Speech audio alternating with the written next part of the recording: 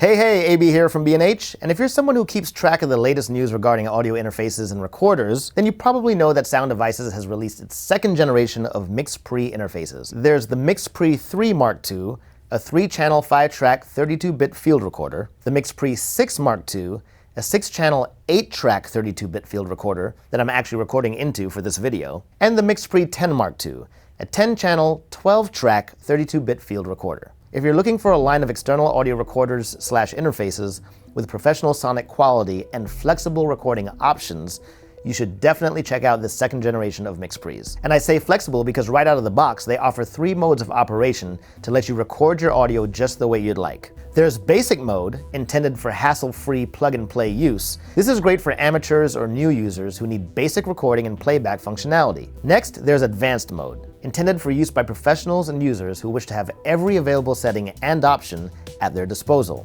such as metering, timecode, headphone presets, signal routing, and more. And lastly, Custom Mode, intended for users who want to customize the features and functionality available to them. Whichever mode you choose, you can save up to 4 user presets, which is really convenient if you require multiple recording setups or if you share your MixPre with other users. In terms of inputs, all 3 models conveniently feature combo XLR TRS input jacks, and they retain the Cashmere mic preamps, which we already know deliver broadcast quality sound. And this brings me to what is the most significant new feature in the MixPre Mark II lineup: 32-bit ultra-high dynamic range recording. Simply put, this means that you can record audio signals that exceed 0 dBFS, like when the meters are hitting in the red, and adjust that audio up or down after you're done recording, and there will be no distortion. Honestly, there's a lot of math behind this technology, but all you need to remember is that when recording in 32-bit mode, the threshold for clipping the converters is far higher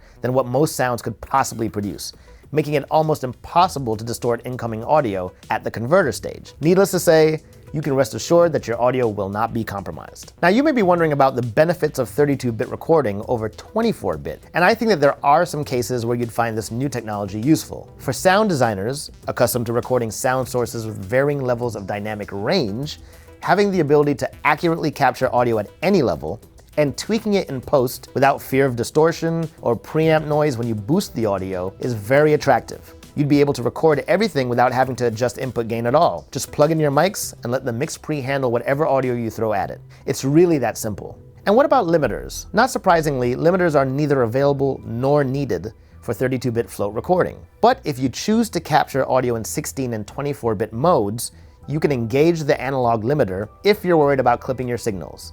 It should be pointed out that the first generation of MixPres utilized fixed limiter settings, whereas these second generation devices give you access to limiter controls such as threshold, 3 ratio settings, and release time, which allow for flexibility in choosing the right limiter setting based on your recording application. Another useful feature on these second generation MixPres is USB file copy. This creates an automatic backup of your recording to a USB thumb drive. The way it works is that whenever you're recording and you hit stop, the MixPre automatically saves that take to the thumb drive, thus creating a duplicate of what you're already recording to your SD card. Very quickly, a few other updated features on this Mark II generation include the pre-roll buffer, which has been increased to 10 seconds. There's also internal LTC timecode generation and output on the MixPre 3 and 6 models, and on the MixPre 10, timecode and word clock in and out are available via BNC. On the MixPre 10 as well, the TA3 line level outputs have been increased to plus 18 dBu, which comes in handy when you're working with cameras that require a stronger signal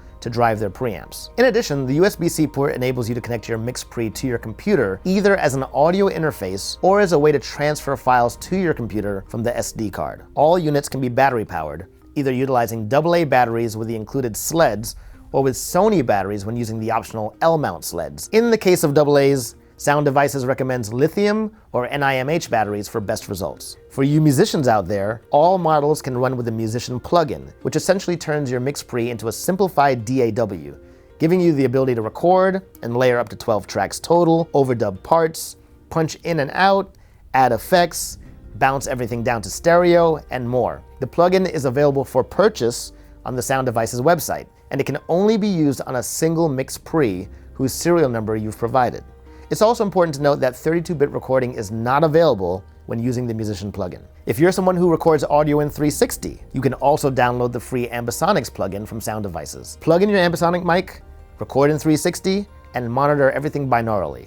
Pretty cool. And lastly, I just want to mention the Wingman app, which lets you use your iOS or Android device as a remote for your MixPre via Bluetooth. In general, I'm a big fan of Sound Devices, and these second-generation MixPres are very capable machines that sound great and give you a lot of flexibility in terms of capturing great audio, no matter the application. Thanks so much for watching, and make sure you go to bhphoto.com for more specs and features. This is AB, and I'll see you next time.